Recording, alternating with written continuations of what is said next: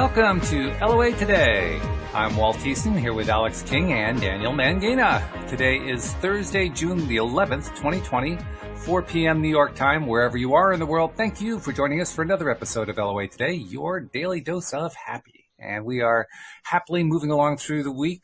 We've got news that I'm not sure Alyx knows about yet, but Daniel has been going crazy again. He went out and started getting a whole bunch of people to come onto the show as guests. Oh!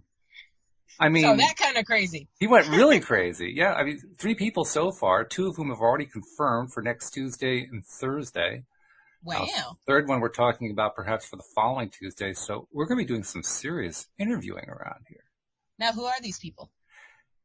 Well, it just so happens we happen to have the person here on staff who knows these people. So, Daniel, tell us who these people are.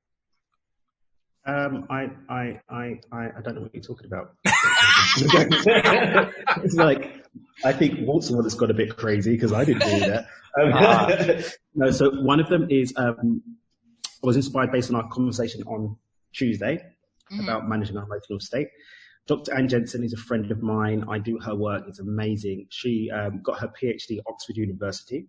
Ooh. And she developed a tool called HeartSpeak, which allows you to feel your feelings and then transmute the emotional response that you have after feeling the feelings. So it's not about suppressing feelings. We feel them, but then we transmute our emotional response based on what we choose. So I can feel anger. I can use anger effectively for its purpose, and then I can pivot out of it because I don't need to stay there. It doesn't need to be the thing that's in my day. So her tool is really, really cool. She's got a program called HeartSpeak Lite, which is really reasonably priced, like a couple $100 or something, that takes you really in depth into what feelings are, how you manage them, what you can do with them, you know, how they work in the brain and in the body and stuff. And I thought, well, I think that would be cool to have someone actually come in and teach us how to do our daily dose of happy. Like, that's one. Another one is David Strickle. He's a friend of mine. He's a conscious channel. He channels a collection of non-physical entities that he calls the stream. He's dope. One of the things I love about the stream is that it's that happy medium between slap you up the bum until you get on with it and loving you feel good of Abraham. It's like a really happy medium that for me in terms of having a channeled consciousness that I feel really comfortable referring people to that's going to be more in line with what I teach. It's Stream. And David's just cool. He's got a really good book called The Stream of David that talks about his story. He's got an amazing, amazing story. He's really humble, really down to earth. And I just think he's just an amazing person. So I thought he'd be cool for everyone to meet as well. And then I just did a course on NLP based. It's a business course that I did a couple of weeks ago with a really cool guy called Paul. And when we were talking, I was like, do you know what? I think the guys would really like him because he's talking about the brain and how the brain works and does some stuff with timelines. He's just really cool. So I thought, well, I'll let him and we'll catch up. And if there's something to do in it, there's something to do. All right. So, 3 really good things going on. I mean, and they sound like, you know, I'm not surprised, but they sound like some pretty high-powered guests. So thank you, Daniel, for bringing them in. This is good stuff. Cool. Really. It's a pick-me-up. Before we came onto the podcast, you made some reference, I don't remember exactly what, to a story, something that was going on with you where you realized, oh, wait a minute, I control my life. I control what happens in my life. I get to set the tone. I get to decide what's going to happen. And as you were saying that, I was thinking to myself, yeah, that's what I was trying to remind myself all day long. Not always the best. I mean, it's been really interesting. I've had like one challenging thing that's been sort of popping up and keeps popping up since like last summer. And I've used lots of different stuff and it goes and then it sort of comes back again. It's one of the things that really inspired me to do the deep work that I've been doing for a little while with various modalities, like some deep digging, blueprint shifty stuff. And I had a really massive breakthrough today where it tried to like have me, and I stopped for a moment and I caught it. I was like, oh wow. And I closed my eyes and I put my hand on my heart and I literally watched all of the narrative, like, and then there was that one and I was like, oh, I choose that one. And I came in, and the whole thing just changed like that. I was like, oh, that's really cool. I do create my reality. And then, this one, so listeners will know that there's been some stuff with building.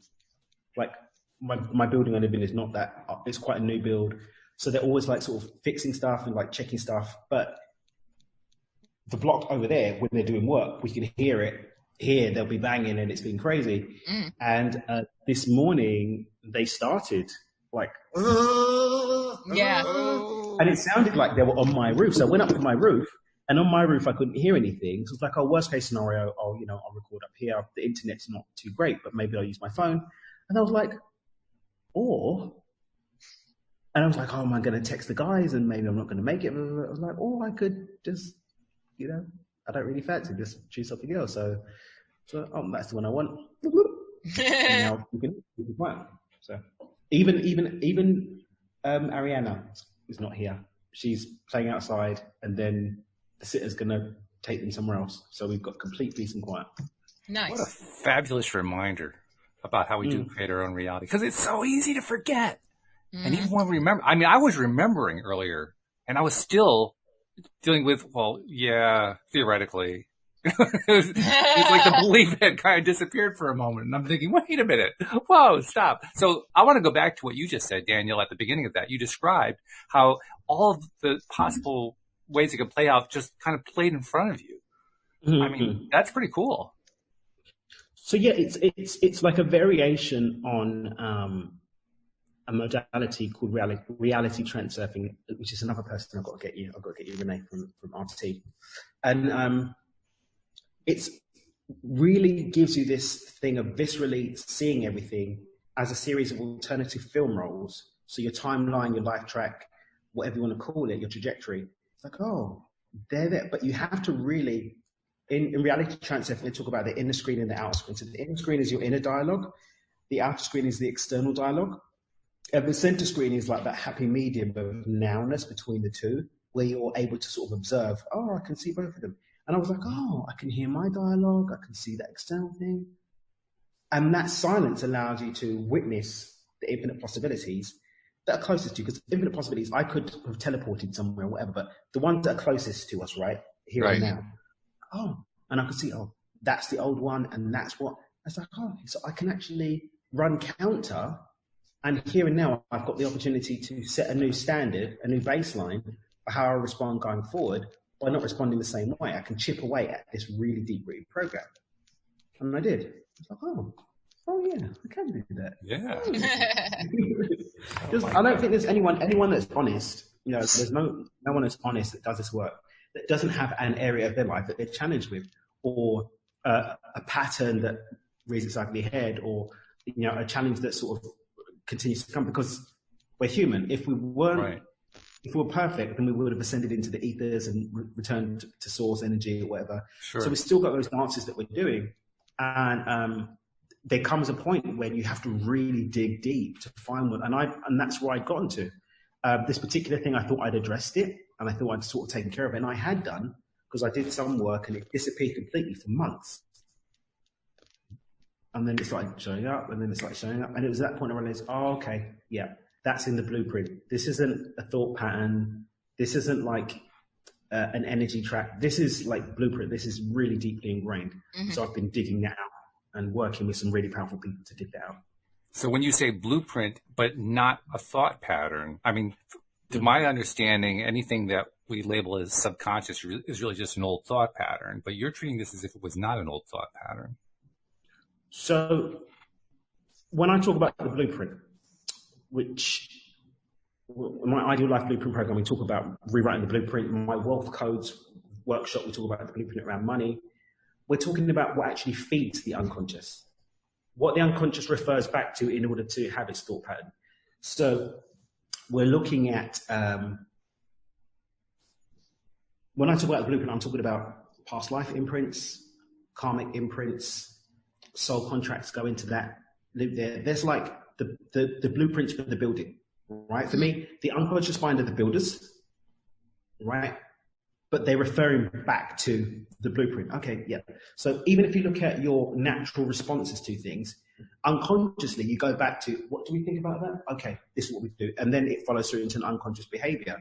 So when we go in and we change what the blueprint is, we even can change how we respond to something, and therefore what the unconscious behavior is and what the outcome is.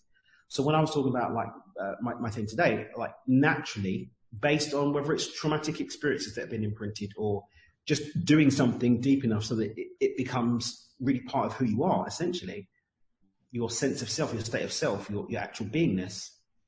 I don't have to do that. That also is malleable. Okay, cool, I'm going to change that. Mm-hmm. And that conscious choice disrupts the unconscious pattern, which gives us the opportunity to make a new imprint on the blueprint itself, so that even our unconscious thoughts are running on a completely new paradigm and gives us to have a completely different life experience. It's interesting. So it's almost as if you're proposing the idea that the blueprint stuff, I mean, because really the blueprint stuff describes thought, I mean, you said it could be like past lives and so forth. So it describes thought patterns that happened way long ago, that, you know, outside of this physical life, but they were originally thought patterns, and they kind of, it's like the metaphor says, they kind of ingrained themselves into a document and just kind of stayed there. Mm-hmm. This is a different take on vibration for sure. It's like, that's more like magnetism's like stuck to it. Yeah. So I would say, like, what's coming to me now is the idea of the blueprint is, before energy becomes thought, it passes through the context of the blueprint. So past life energy, traumatic experience of things we do go back up and lock into that filter, so that the energy then becomes those unconscious thoughts that then become those conscious thoughts that we have, that become those physical actions, that becomes the reality that we experience. But it all comes back into almost that, like I talk about the mind being the gateway to experience, the gateway even to reality, we could say, is the blueprint. Wow. Okay. That's pretty in-depth. The other thing that I noticed about it is that when you described how you could see like the immediate possibilities kind of laid out in front of you like that, you were almost describing the ultimate observer experience. You were literally the observer saying, do I pick this? Do I pick this? Do I pick that? Which that's almost like directly out of quantum physics. You know, it's the observer phenomenon taken to its ultimate position, so to speak. Because that's always happening at an unconscious level. At an unconscious level, deep within, the infinite possibilities are always available, but our unconscious mind goes, okay, this is the program, so we're going to pick that one. This is the program, so we're going to pick that one. This is the program, so we're going to pick that one. This is the program, so we're going to pick that one. So those timelines, that choice is always happening, but it's happening at an unconscious level. When you step into that deep observer space, you're able to actually witness it and consciously step into the whole process and say, oh, unconsciously, I want to pick that one, because I could feel the pull to different to different actions in that moment. I was like, they're not what I consciously choose. I want that one. That's the one I want. And I could feel I could really feel it like that. But this is what we do. But this is what we do. But I don't want to do that anymore. I want to do this. And so that conscious choice disrupts the unconscious pattern. And by me anchoring that in and setting a new baseline, now it becomes included in the possibilities I unconsciously move into. And the more I keep choosing that one, then the more those fade away because they lose their power and efficacy. Right. As a blueprint, and then, oh, he's been choosing this one consistently, guys. I don't know. Maybe we change this line on the blueprint because it's that now. Right. So it's really cool stuff. I specifically do it with the Ideal Life Blueprint. We'll do that about life as a whole. With the Beyond the Code workshop that I do, I've started doing it every sort of 6 weeks or so. That one we specifically go and look at what is the blueprint around financial abundance, and then we dive in, and then we rewrite that one. Rewrite that, so that the unconscious thoughts are against that. The potential comes to include that, because people do a lot of work. So let's say, for example, Walt, you've been doing work on anger issues, right? Okay. And you did a lot of work on it, and you haven't had any anger issues for like a year, and then all of a sudden something happens, and you're not on top of it consciously, maybe you're in an environment that your mind starts plugging into to trigger those things unconsciously, and then, you know, you slap someone, I don't know, or you like, right? That's because you reverted back to blueprint. Now, you've changed the unconscious patterns, you changed your patterns of behavior, you changed your belief system, you changed your energy, but the blueprint was still there, so it was always a possibility for you to revert back to. When we change the blueprint, it's not even a possibility you can revert back to, because it's not a part of your being anymore. And that's the difference. When I teach people at that level, that's the difference between changing the blueprint and changing your patterns and behaviors and programs. Because as soon as you let go, or you have enough inputs that have familiarity at an unconscious level, the unconscious mind is 10,000 to 10 million times the speed of the conscious mind. The likelihood that you're going to catch every single impulse and every single input and make sure that they're not, you know, going to take you back is really low. But if the blueprint doesn't even allow for it, you know, it's like building a house that doesn't have a weird door on it, or it's not in the blueprint. It's not physically possible for you to experience the weird door of anger because it's not in your blueprint anymore. It's been gutted from your state of being. And that's the difference. And no surprise that you came up with an arbitrary example of me getting angry after years of not being angry, because that's precisely what happened recently. Oh, really? I'm not kidding. This always happens with me. I mean, I've been working on this anger stuff for years, letting go of a whole bunch of stuff with a lot of success. And, you know, for the last 2 or 3 years, 4 years especially, I've been really riding very, very high on that. And then I ran into somebody who I barely know. I mean, he's somebody I see out when I take a walk, and I had no relationship with him at all. And I'm walking along, I see him, and all of a sudden he starts throwing all this political stuff at me. And I'm thinking, what on earth are you doing?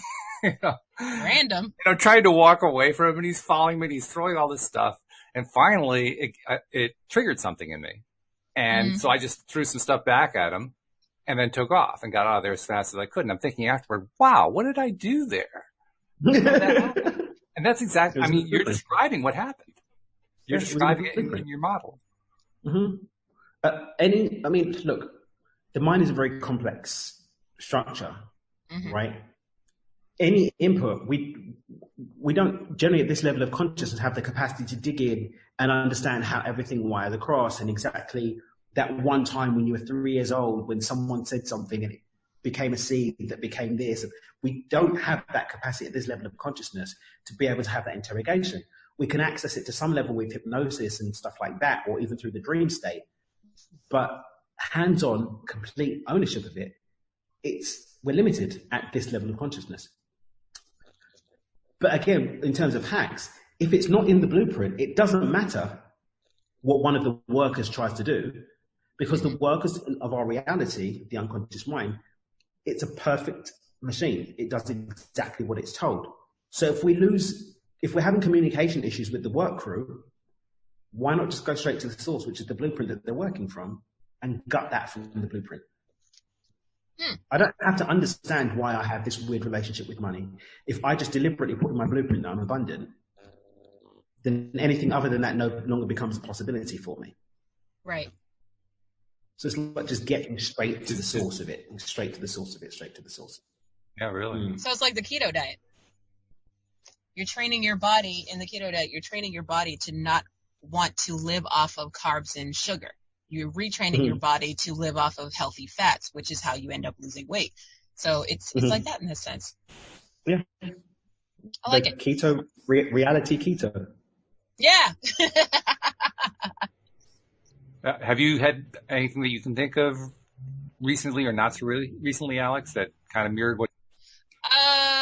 My life is generally like that in a nutshell anyway. So Okay. I've been doing that all along. But I feel like I don't know, it could be a me and Daniel thing because it's an autistic thing where we can visually see like a math problem like right in front of us and the numbers start moving and all that stuff. So like I get what he's saying about seeing the infinite possibilities, holy Dr. Strange. And so you see that and then you're like, no, I want that one, Daddy. Yeah. Thank you. Yeah. I mean, the blueprint, what the blueprint really does is it just segments off reality. So we've got infinite possibilities here, right? And what we generally do is we confine ourselves to a specific sector. So, okay, so these are the limits in my relationships. I can be sort of happy, but not really ecstatic, or, you know, it will work for a couple years and then it goes sideways, or whatever it is. Or I can make 6 figures, but then something goes wrong.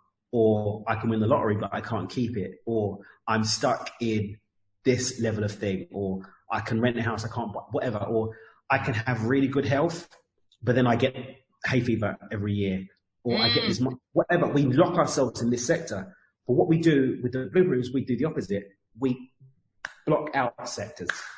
We block them out so that we're no longer able to connect with them in this reality, because there's a filter for them. The blueprint becomes a filter to what can and can't come in from infinite potential. So is there a particular technique for that? I mean, when I do the Beyond Wealth, because it's just one day that we do, we're literally going in and looking at gutting out and cutting away limits in financial abundance. Because for me, rather than going for specific things, if we just make the blueprint aligned with infinite possibilities around that, and that limit becomes a story that we don't connect with anymore, then when we set our intentions for abundance, and then when we connect with a feeling of abundance, and then we start to mentally rehearse abundance, then it shows up because it's in the blueprint, and everything that would stand in the way is knocked out of the blueprint.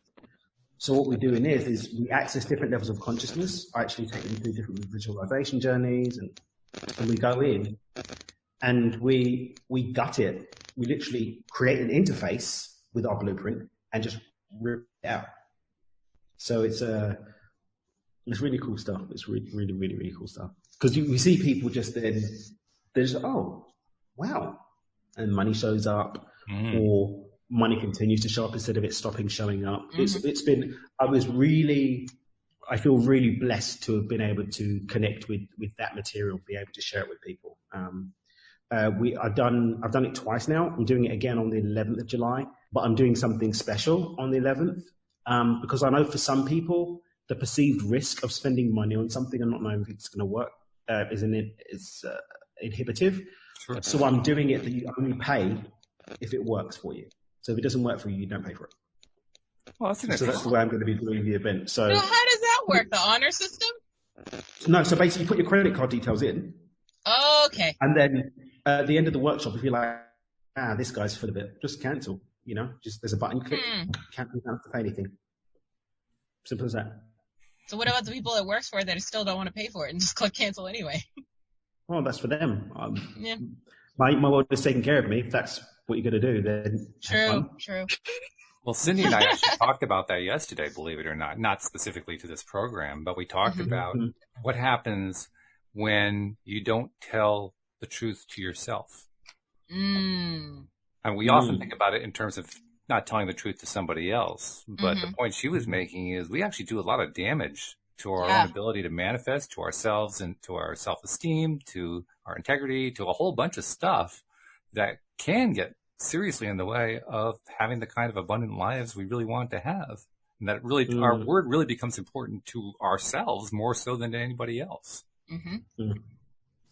And the thing is, the capacity within which we can be honest with others is limited to the capacity with which we can be honest with ourselves. Because the backdrop against which we're having relationship with others is what's going on with us. And we could even say that the relationships we are going to have with others is reflective of what we're doing with ourselves. Yeah, no kidding.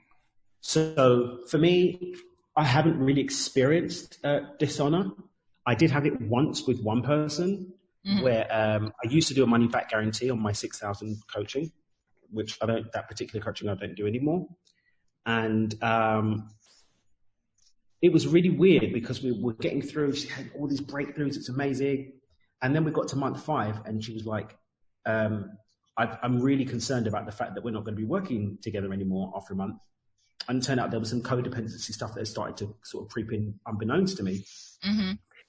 And then I was like, well, you know, because everyone, you get access to group stuff for 12 months afterwards. It's just you don't get the one-to-one, whatever. And then all of a sudden, from giving me this glowing review that I had to take down, but I had this, Dan's done this for me, he's done that for me, and blah, blah, blah. Then she's like, no, I don't agree with that. No, I'm being intuitively led to do it this way. I don't think this is in line with what I want, this and that, and started coming up with all this stuff. And then she's like, no, you haven't done anything for me. I'm getting my money back. Wow. And that for me was quite, I've never had that before. Generally speaking, I catch when people are that kind of person a lot earlier on in the process, and I refund them. I don't work with people that don't want to jump in.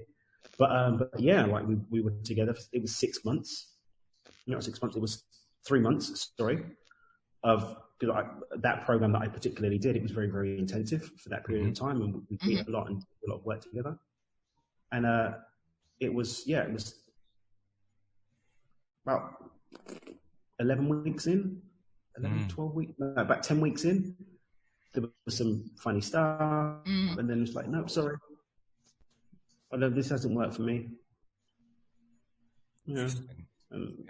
There was some weird stuff, but other than that, I've not really experienced a lack of integrity in that manner. And it's sad. So I know it's a couple $100, you know. If they want to take it back, take it back. I'm not gonna cry over spilt milk. Yeah. It's like, okay, bro. But it's sad. I mean, it's sad because obviously they kind of took advantage of you, but it's also sad because they're taking advantage of themselves, and I don't think they realize that. Yeah, you're not gonna win at life. If that's your philosophy, you're not gonna win at life. Right. So, and I'm not gonna pollute my reality with engaging with it and blah blah blah. Like Olga was furious. Wow. Oh my god. Because, you know, when I'm coaching with people, there's wider open times. So there'll be like weekends. They'll be like, we're supposed to be doing this and you're doing the coaching call, blah, blah, blah. Oh, okay. Yeah. So it's like, yeah, but, you know, there's a certain window time that I open up more for people that are investing more to spend time with me or whatever. Right. Make myself look more available. And she's like, well, what are we going to do about this? And she can't do that and blah, blah, blah. I was like, gee, have it. It's just money. You know, I can't get the time back, but I get the lessons of it. And there was some stuff that came up about mental health stuff that hadn't been disclosed and all sorts of other bits that came up later. But I'm just like, all right, cool. You know, whatever boats your afloat. I use this as an opportunity to see, okay, what was going on with me? Well, first and foremost, I don't do that program anymore. That was the thing that showed me, okay, this program isn't working right now. I took it as a sign. In fact, I didn't actually take on very many one-on-one clients after that. I think I took on a couple at the beginning of this year. We've had great results with them. Actually, I just had a win for one of them. She manifested her dream house after some. Nice. Hooray! Congratulations! Yay! She got to financial freedom in like 2.5 months, gave up her job, early retirement, moved to Tennessee to be near her son and granddaughter. But then there was this weird thing that basically the house bit hadn't really come together. And they were like in an Airbnb and her partner was a bit like stressing out a little bit. And we did some work on it. And then I did some follow-up after our time together even. We still did some follow-up on it. And then we held the line and we've ended up manifesting so that she gets to move into buying the place. She's doing it on seller financing. So all of the things that were like a reason why she couldn't do it, everything just sort of came together. Yeah. She's now moving into another level of financial freedom, what I call level 2. So she's going to be on like, I think about $12,000 a month in passive income, chilling. She's turning the house into like some Airbnb space so that she can do hospitality because that's what she really wants to do. She gets to do volunteer work all day. He gets to go and play golf. Everyone's really fun and funky. Nice. But yeah, so we've had done, but it was a sign that this wasn't my path anymore. Okay, cool. All right, fine. It was an opportunity for me to witness the experience of having a challenge and navigating through it with grace and ease. Like getting to experience not being attached to what comes and goes with money. Okay, cool. It goes, fine, whatever. And there's been more abundance that's come regardless of other things since then. So it's been a really, really cool adventure. Yeah. It reminds me of some of the things that have happened with Louise's gardening business, which right now is our main income stream. And especially early on, we ran into a number of cases of people who literally were just no matter what we did, we couldn't make them happy. Not that the work was bad. The work was actually very good. But because of, it was different with every person, but because of stuff going on with each one of those people, they had their own thing that would get in the way, and they decide that, oh, no, this isn't working. Oh, I wasn't willing to pay that. I never agreed to pay that much. I didn't agree to get that work done, you know, all that kind of stuff. And we realized that a large portion of that was us. We weren't focusing on the right stuff. We were basically focusing on pleasing people who didn't want to be pleased. So we changed our philosophy. We said, we only want the customers who are pleased by what we're doing. And that was an amazing year, the year that we came to that conclusion, because literally the entire customer flow pipeline shifted on a dime to the point where every customer who came through loved our work. Just loved it. I mean, it was amazing. It was like, boom. Resonating. You're just resonating differently. You just change the frequency around it. Yeah. Right? Because I had someone who wanted to work with me a little while back, like very recently. And we were on a course together, and the course was Select 8. And one of my tools I thought would be helpful for the people on the course. I was like, do you know what? Here's anyone that's on this program right now, all of you guys, here's my link. Look, I'll do this exercise with you. No charge, like nothing from it, blah, blah, blah. And we did the exercise. And then afterwards, he was like sort of contacting me a bit. And then he was like, started getting a bit sort of more pushy, like wanting to chat, like thought I was texting a girl. It's like always there, like messaging, and there's another one. And then he's like, I really want to make this official, and I think we should work together. I was like, it was like texting a girl. Oh God, I want to make this official. I want to lock you down. Yeah. And he got really upset that I didn't want to work with him. Like, Bro, really upset. And then started like making comments about, oh, what about this post? This isn't very this and blah, blah, blah. Like trying to nitpick. I was like, But do you know what? There's the fear, and even that being in the blueprint, even if you're not necessarily directly relating to it, if it's in the blueprint and there's any frequency alignment to that experience at all, you can call it in. I did something about hate and love on Instagram. I think I posted it on my Facebook as well. Just this whole idea that one of the reasons why we probably get things that we hate on the dime of a thought versus what we love is because to hate something, we probably have experienced it and don't want it. So the gateway of belief on its possibility is open. I might really love something but haven't experienced it yet, but it's a dream. And that's not to say that I don't believe in it, but the doorway's a lot more open for stuff that we don't desire, we don't prefer, because I've experienced it. Oh, I don't want that. I've experienced it, so the doorway's open. So, you know, I've dealt with annoying people. And this is no judgment on him. He is who he is, all love and light. But it's not what I want. I don't work for myself to have that kind of energetic experience in my life. Right. It's not what I want. So the fact that I have experienced it means that there is space for it. And because it's in the blueprint and I've experienced it before and it's possible, then it can come in. So I just went in. I was like, oh yeah, I don't really want that. So we're going to dig into the blueprint and we're just going to just change that because I don't want that covered in that room. And that's all it is. We even had one experience. Actually, we've had a number of these now that I think about it, but there's one that's coming to my mind right now where it was a customer kind of along the line of what you were talking about, wasn't really working out well. They were getting all upset. And Louise had been dealing with him, and she was getting kind of frustrated, so I took over to deal with him. And I said to him, you know, we actually are loved by the vast majority of our customers, and we've kind of made a policy. We don't really want to work with customers who really don't love what we're doing because it's not really good for the customer. It's not really good for us. So that seems to be the case here. I suggest that, you know, we've everything's paid up to date right now. Yes, there's more to be done in your project, but I suggest, why don't we just cut right here and you can go out, find somebody else to do your thing, and we'll just go off and do our thing.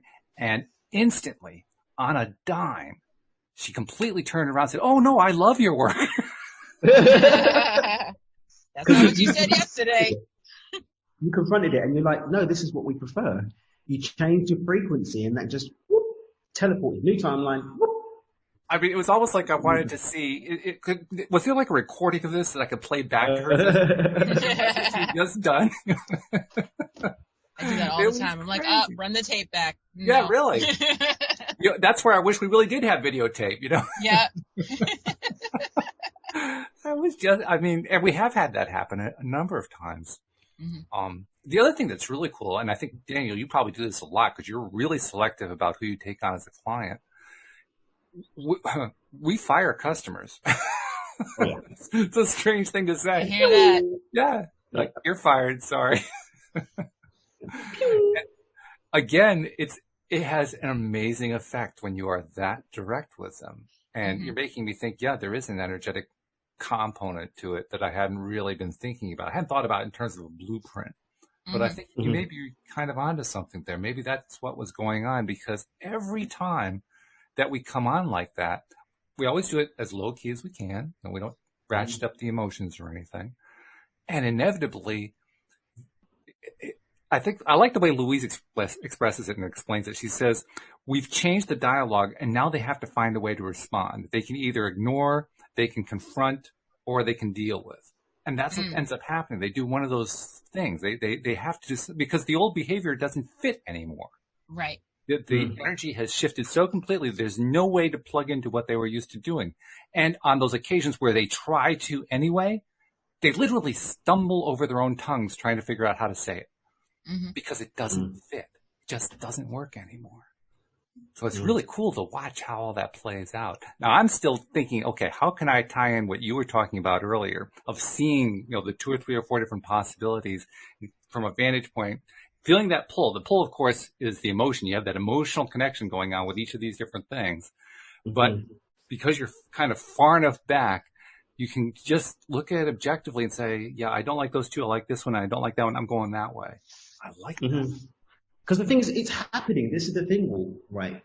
That is what's happening, but it's happening at an unconscious level. Right. The unconscious mind is looking at the blueprint, which is considering, what happened 2 lifetimes ago in this experience, and what's the trauma from that, and what happened when I was in the womb, and what happened when I was 2 years old when I had something that relates to this in another way, or what happens with, all of those things are being calculated.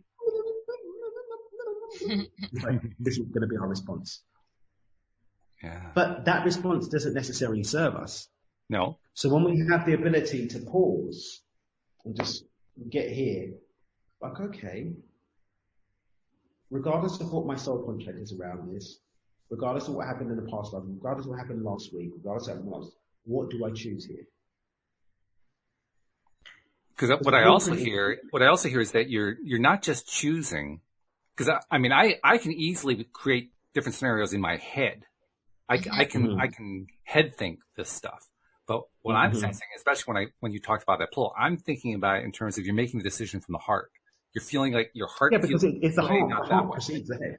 Right. The heart precedes the head. Well, that's what I'm saying. I have a tendency to go to the head in those situations, and I'm thinking this helps me. If I can, get myself into the place you're describing, that's going to pull me down into the heart. I'm going to make much better decisions, I'm sure. I mean, if we want to get really esoteric for a second, nothing actually happens in the head. Ultimately. The head interprets the signals. The actual gateway to mind is here. Because the mind is an esoteric, it's an ethereal place. It's not a physical place. So we're actually going through the portal of the heart into the higher levels of consciousness, the higher dimensions, and which includes the level of mind. So in the mystery schools, when we went through the chakras, each one of the chakras related to a different level of reality. And the 4th center, the heart, was the gateway between the upper world and the outer and the lower world, or the inner world and the outer world. So the heavens and the earth are met through the heart, which are just talking about physical and non-physical. So when we let go of the illusion of doing something with here and just go to the truth of it's happening through here. When I say I'm doing it through here, I'm just underutilizing this or connecting through this, through the heart, to something that doesn't go to the depth of my full potential. I'm leaving it a lot on the table.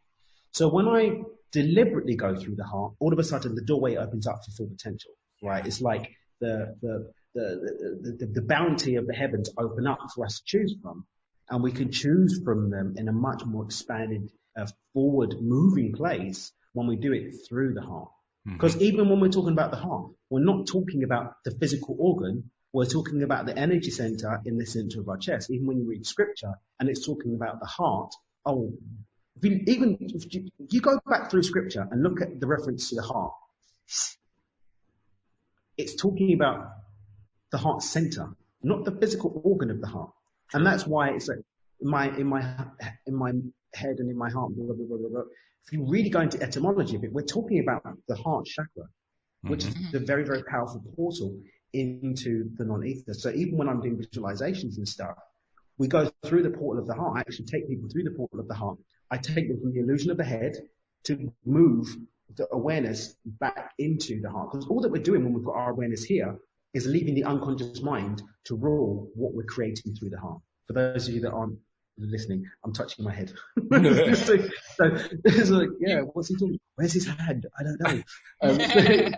We're going through. So when we're pulling that awareness back, we're stepping back into the seat of consciousness, back into the seat of authority and saying, oh, this is what it means to be in the driver's seat. Because we're just sitting there asleep and allowing the unconscious mind to be the driver. By pulling away from the story, in my head, we're never in your head.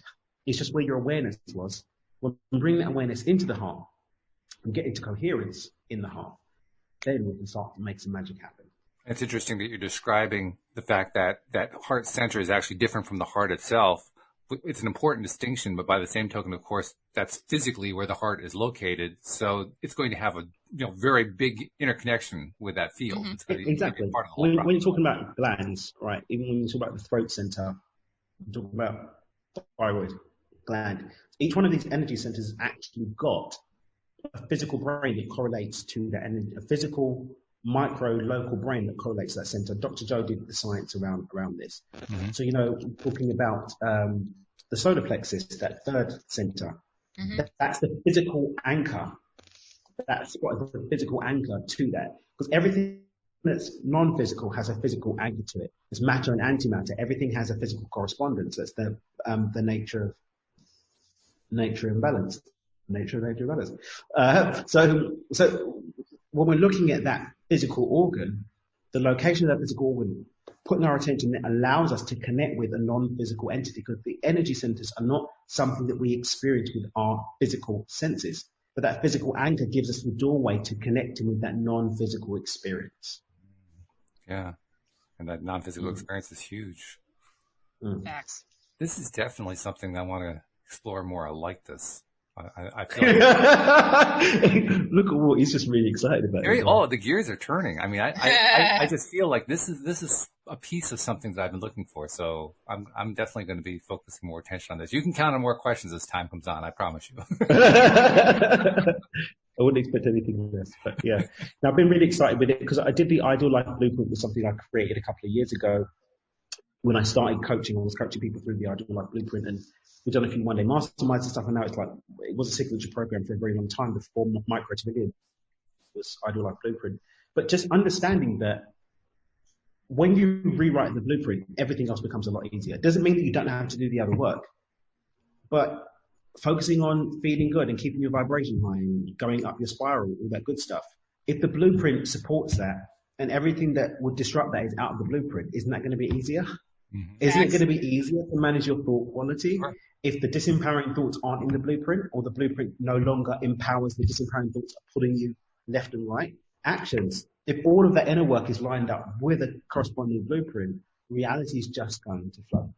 Of course. Yeah. And what you're describing with this blueprint concept is really very, very similar. I think it's just a different way of describing what happens. It's very similar to what Linda Armstrong has talked about for many months now, about the kind of energy work she does. She basically helps to clear, old patterns from past lives and so forth to help get them out of the way so that you can go on with what you want to be doing. It's a different way of thinking about it, but it sounds like she's really talking about the same thing.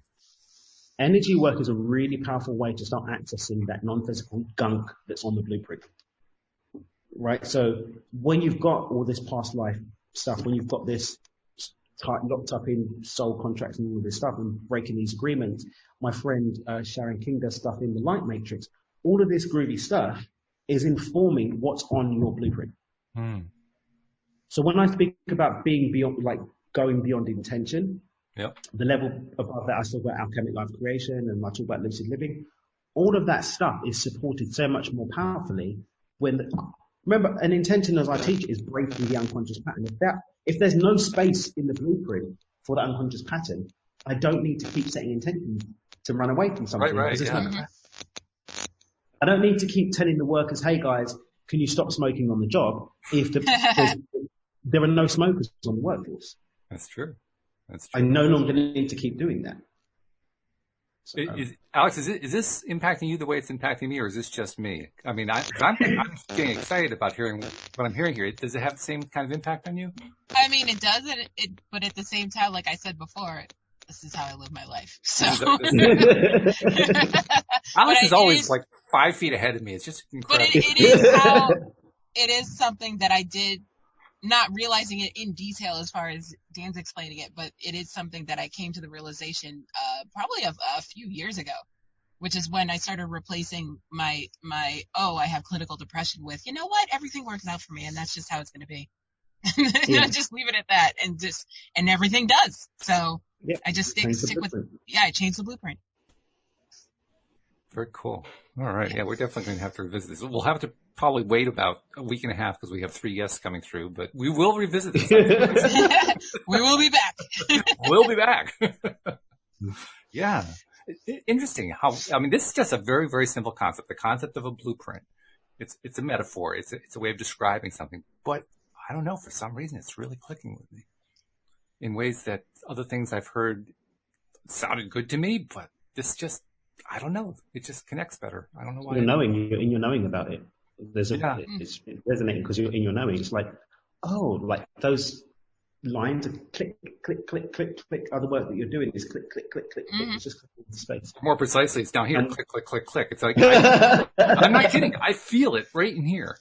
This is what they say you're always going to hear what you're meant to hear that day. Mm-hmm. Apparently.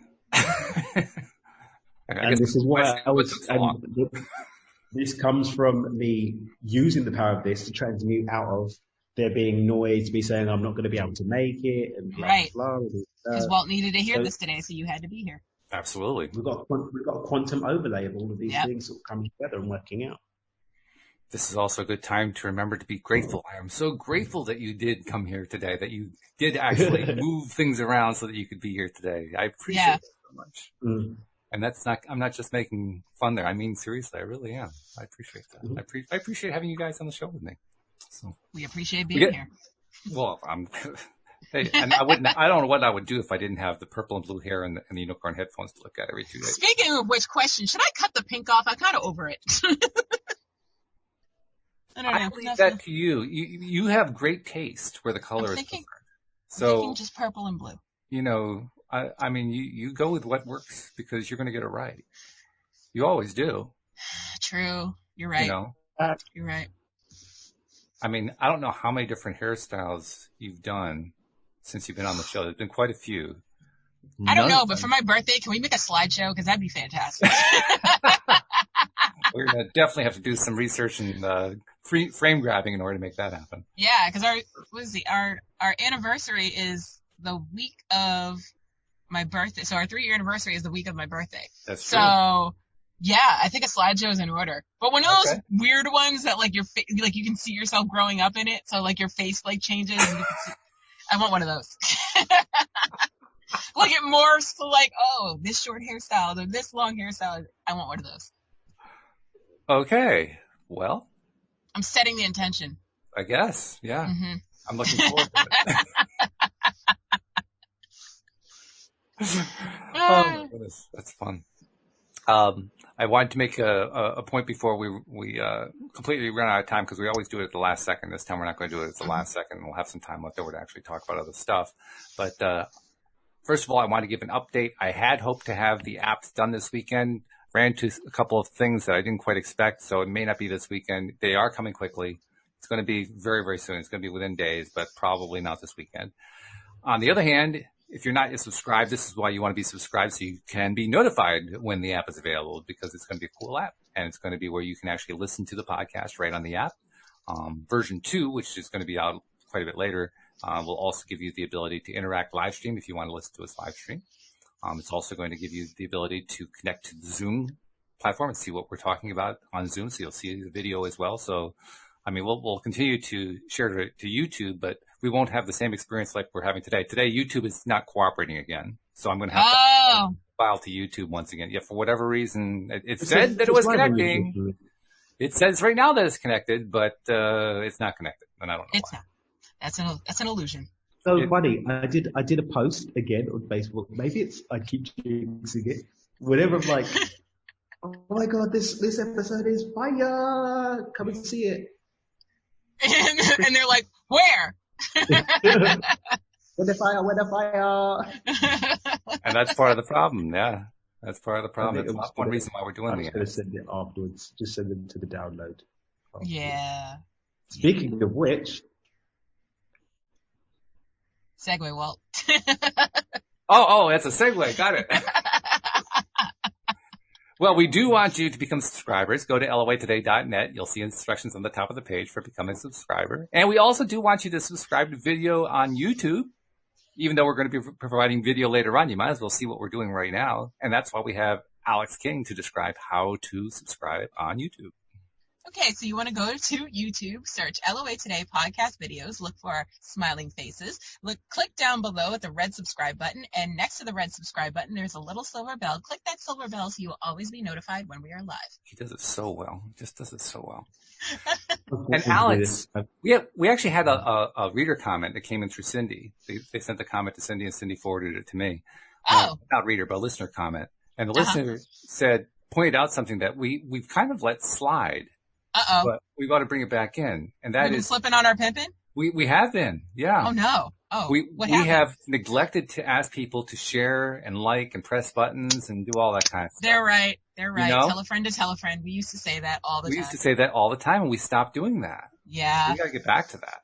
That's absolutely correct. We are. Yeah. So starting right now, if you haven't done it lately, tell a friend to tell a friend. There it is. Yeah. Share on social media. Tell people. Let people know, because we want to spread the word, getting more people listening in, getting more people to have their daily dose of happy. Daily dose of happy. That's right.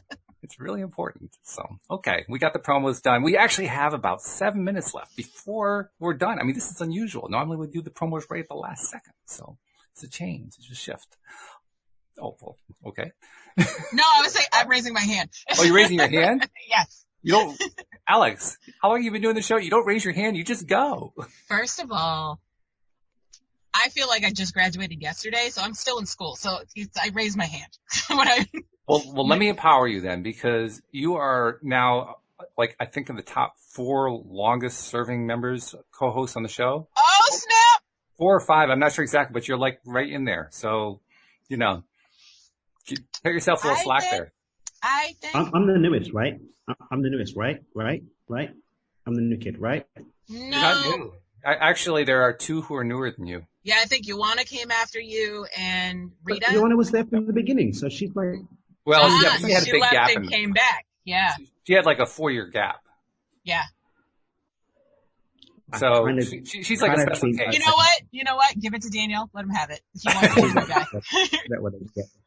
And I did remember. Yeah, I'm not. There was newer than me. Yeah. It's okay. I mean, well, theoretically, you've been around, Daniel, longer than you've been around, because remember, you did a couple shows with me early on, and then it was like a year or something like that, and then I invited you on permanently. Wait, but that wasn't that long ago, because it's when I was it was after I moved to Mexico. Yep. Mm-hmm.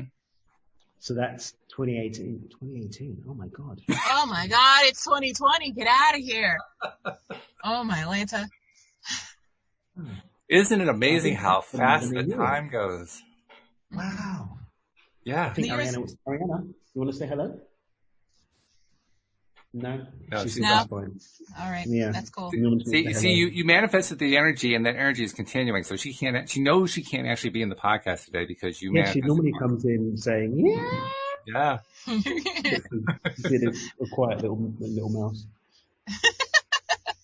So anyways, I was raising my hand because earlier Daniel was kept saying the word happy medium. And that reminds me of one of my favorite movies, which I feel has like an LOA feel to it. Okay. A Wrinkle in Time. Oh, also my favorite book. I haven't seen it. Oh my God. Okay, first of all, you got to see the Oprah Disney version. And in the movie, there is a character called the Happy Medium, who is actually physical medium who's always happy. Mm-hmm. So it encompasses his name, or sometimes he, sometimes she, whatever form they decide to take at that time. Yeah. Yeah. So it just reminded me of that, and I'm just like, oh my God, like I got it on another level while he was talking. I was like, oh, happy medium. Okay. Gotcha. Yeah. That's all I wanted to say. That's a good point. I haven't thought of that, but yeah. When movies come to life. Facts. When did that version come out? I'm trying to remember when that one came out.